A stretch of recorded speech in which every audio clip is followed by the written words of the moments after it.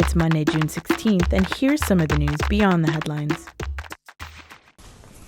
Israeli Prime Minister Benjamin Netanyahu is blaming the Palestinian Islamist group Hamas for the abduction of 3 Jewish teenagers in the West Bank, and he says no one should be surprised.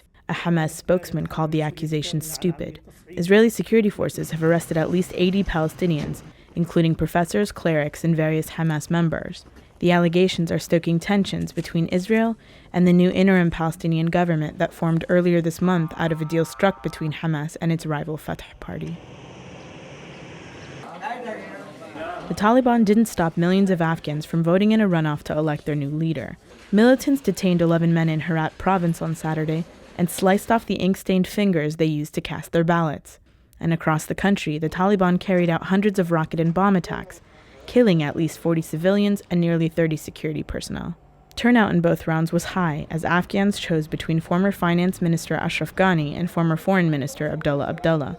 Both candidates have said they're willing to negotiate with the Taliban.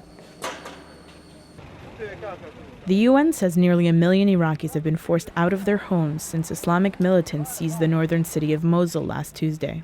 Iraqi government forces say they've slowed advances by al-Qaeda splinter group, the Islamic State of Iraq and Syria, or ISIS. Thousands of Iraqi men have formed militia groups to fight the rebels, who have taken several cities on the road to the capital Baghdad.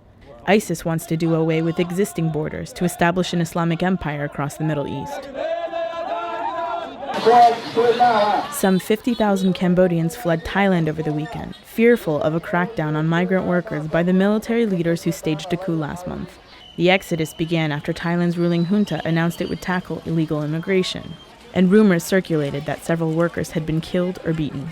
Cambodia and Thailand have a history of distrust, and several armed skirmishes over disputed border territory.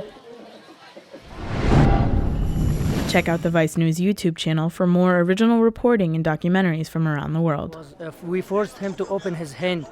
When he opened his hand and bandage, he voted once, and he wanted to vote the second time. We got him and give to the security forces.